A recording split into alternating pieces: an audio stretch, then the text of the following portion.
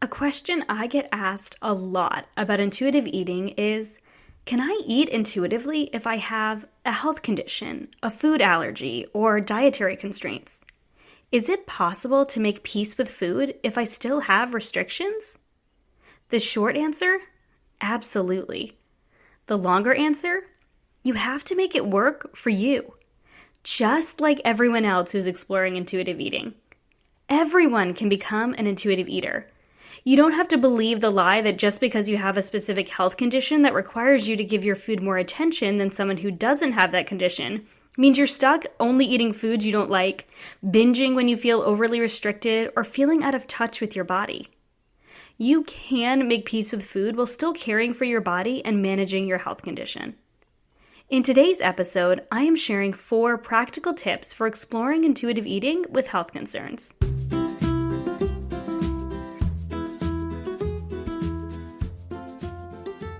I'm Kristin Dovbniak, holistic nutritionist and mama of 2, and this is the Healthy Balanced Mama podcast, a podcast about ditching the diet dogma, embracing intuitive eating, real food, and living healthy, happy, and whole. Please note the information and opinions on this podcast are intended for information and inspiration only and are not a substitute for professional medical advice or treatment. Please consult with your healthcare practitioner before making any changes. Now, onto the show.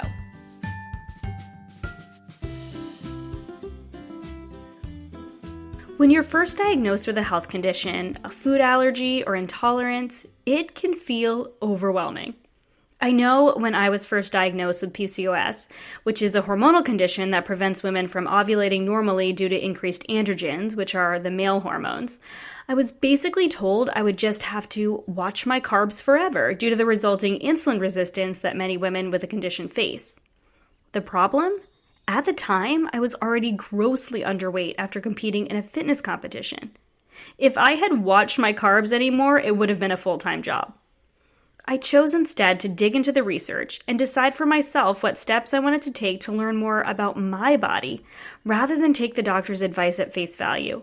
The doctor that didn't know much of my history or my lifestyle, but only gave advice that she learned based on someone else's experience. The standard medical answer isn't always the answer that serves women best. We all have a unique physiology, history, and lifestyle.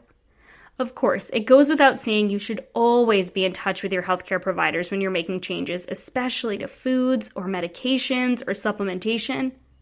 But exploring what works for you allows you to feel empowered by your decisions and connected to your body, even when it feels like it's failing you.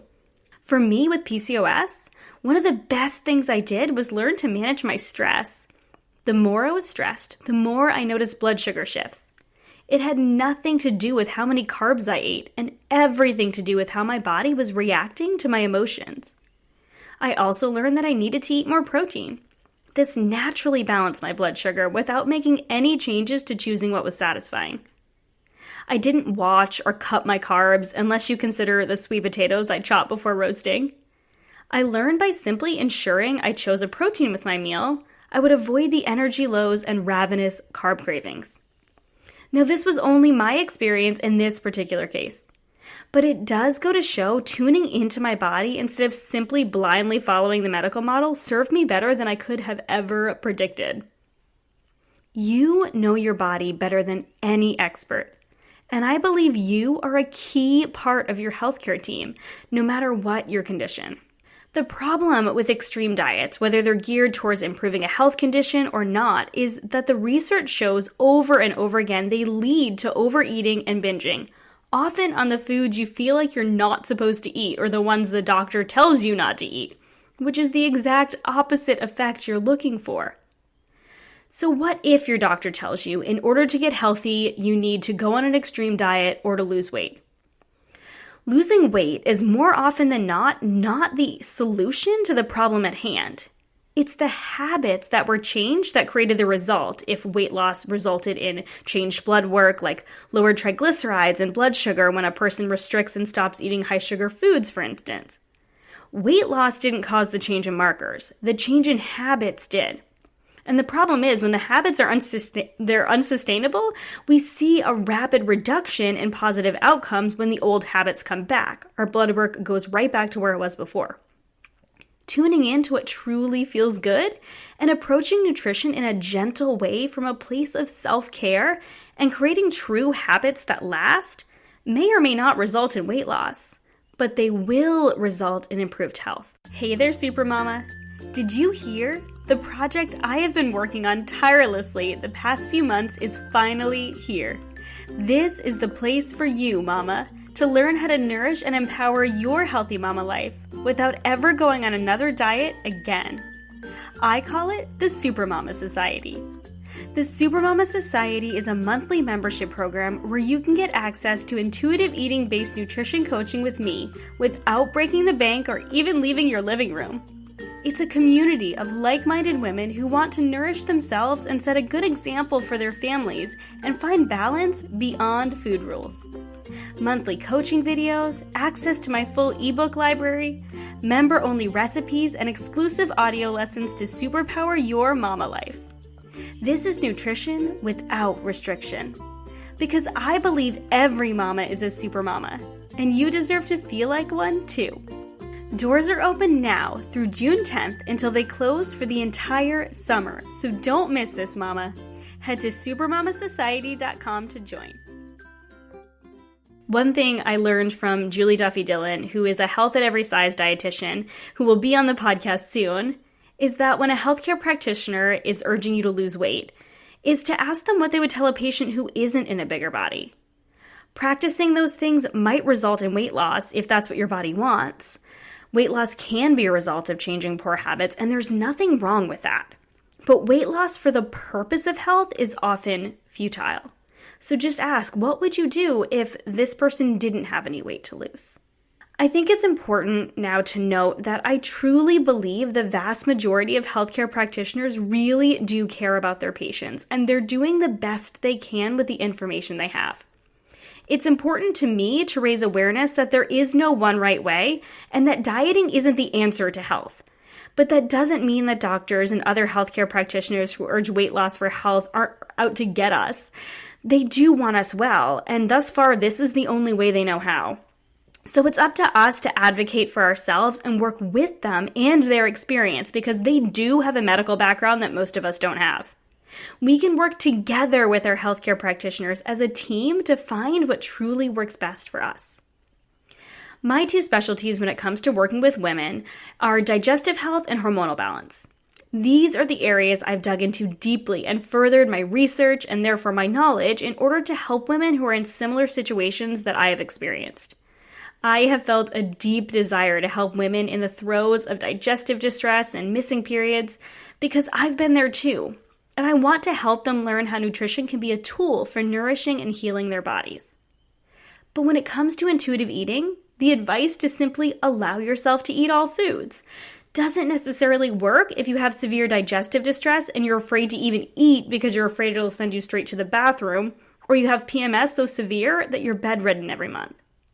In these cases, food can be a tool to help you heal. In these cases, intuitive eating is even more important. Think about it. When are you more hyper-aware of your body's cues than when it's screaming at you? This can be the perfect opportunity to work with your body rather than fighting against it. To tune in to what actually feels good, ditching the dogma of what the world tells you you should eat, and focusing on what your body responds best to. It should also go without saying, these extreme cases are cases when working with a practitioner can be extremely beneficial. A practitioner trained in intuitive health practices can help you identify which foods you might want to experiment adding in or eliminating during this time so you can do it in a gentle, non-restrictive way. The last thing you want to end up doing is stressing yourself out and making your condition worse by overly restricting foods or going on an extreme plan and ending up in a spiral of guilt and shame when it's just too hard to stick to. It's important to remember that there likely will be an adjustment period and maybe even a rebellion of sorts when you are making changes, even if they're for your health.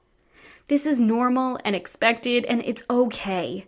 You will not ruin your health if this happens. Remember, if this is a new diagnosis or intolerance, you didn't know about it until recently. You're not going to get instantly worse.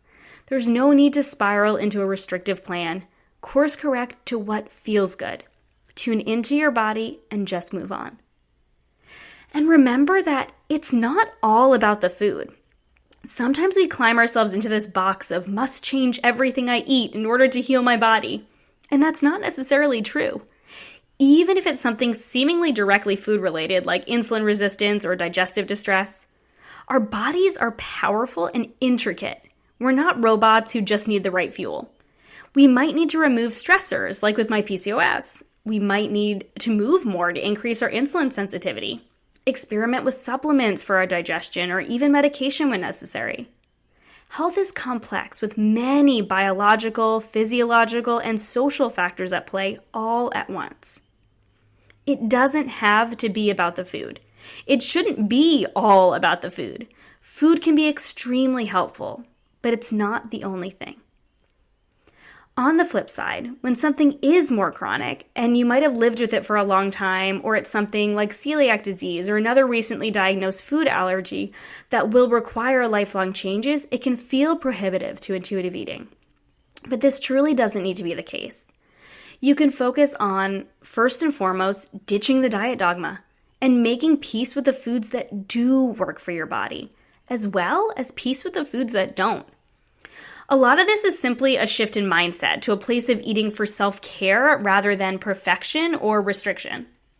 An intuitive eating coach can help you with this as well. You can allow yourself permission to eat all foods, potentially even sensitive foods or foods you don't work well in your body. Obviously, this is barring extreme cases like celiac or anaphylactic allergies. You don't want to be experimenting with those. To tune in to what does actually feel good with your body. It seems counterintuitive, I know, but sometimes that's exactly what we need. A reminder of how good feeling good feels. This isn't forever, and I don't want you to eat the foods you're sensitive to just because you can or because intuitive eating says you can eat all foods. There's a balance here. This is why working with a trained practitioner can be really helpful even just for a time. They can help to steer you in the right direction when it comes to experimenting. Further, there are, like I said, so many more aspects to intuitive eating beyond the actual food. The actual food you choose is a very small aspect of intuitive eating.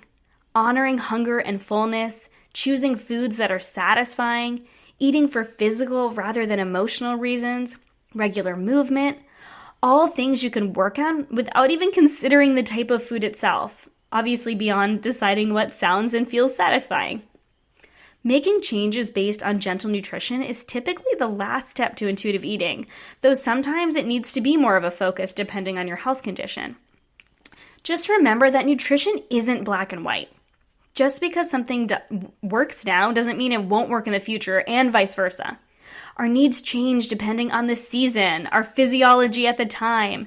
As our health changes, as we begin to heal if we're dealing with an acute condition, learning to eat intuitively means we can lean into these changes with confidence, that we know our bodies well and accept that sometimes our needs change, and that's okay.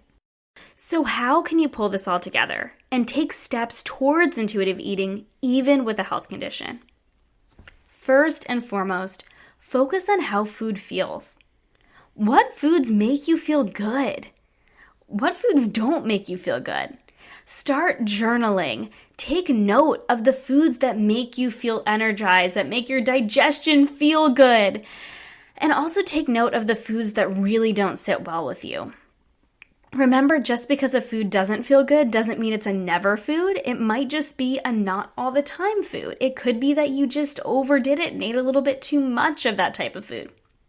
Focusing on what feels good and what doesn't can make it easier to make choices that serve you and your health and help you experiment later on. You can front load your eating with foods that really truly feel good, and just take a step back for the ones that don't feel that good. And it's really easy when you're feeling good and you're tuning into that, you'll naturally gravitate towards the foods that do make you feel good.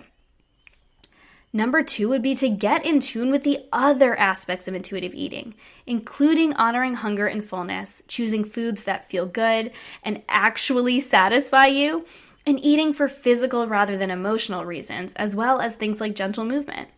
There is so much more to intuitive eating than just the food. So focusing on the big picture, on all of the steps of intuitive eating, not just the type of foods or the fact that you feel restricted, that you can't quite eat anything.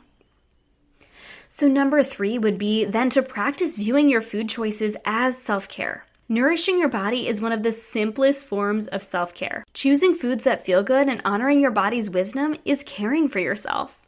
Learning to be calm and less stressed around food will benefit your body and your life as a whole.